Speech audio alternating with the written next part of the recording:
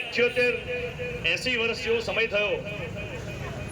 આઝાદી સમયની પાર્ટી ગણો કોંગ્રેસ, કે છેલ્લા 30 વર્ષથી સત્તા પર કાબિજ છે એવી પાર્ટી ગણો ભાજપ. આ બંને પાર્ટીઓએ જો મજદૂરી કરવા માટે કોઈ વર્ગ, કોઈ સમુદાય, કોઈ સમાજની જરૂર પડે છે તો એ યા તો અમે દલિત, યા તો સામે આપ મુસ્લિમ. દલિત અને મુસ્લિમના આપણા કોમ્બિનેશનનું કોંગ્રેસે બી ભરપૂર ઉપયોગ કરે છે અને ભાજપે બી ભરપૂર ઉપયોગ કરે છે. આવું એટલે કહું છું ઉપયોગ, આજે 2025ના ભારતમાં, 2025ના ગુજરાતની અંદર તમે અને અમારી ચાલીઓ, અમારી વસ્તીઓ આપણે જોઈએ છે આપણે કેવી ગંદી પરિસ્થિતિમાં વસવાટ કરીએ છીએ.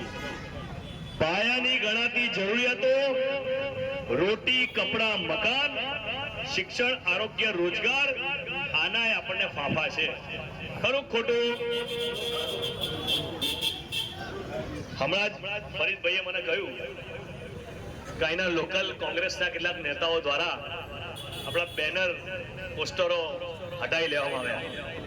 અરે ભાઈ, તમે આ જનતાને તમારી કોંગ્રેસની અંદર ગુજરાત પ્રદેશની જે મેઇન બોડી છે એમાં કેટલા મુસ્લિમ અને દલિત બિરાદરો સારા હોદ્દા પર બિરાજમાન છે એનું લિસ્ટ તો જરા સમાજને આપો ને, તો સમાજને બી ખબર પડે.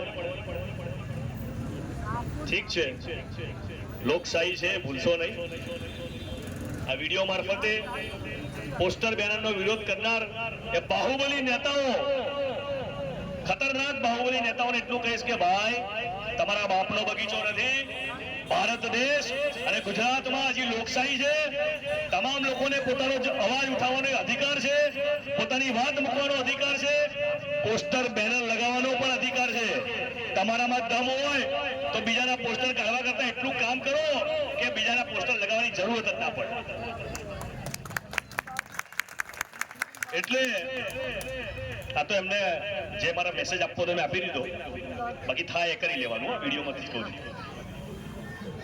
સાથોસાથ હું અત્યારે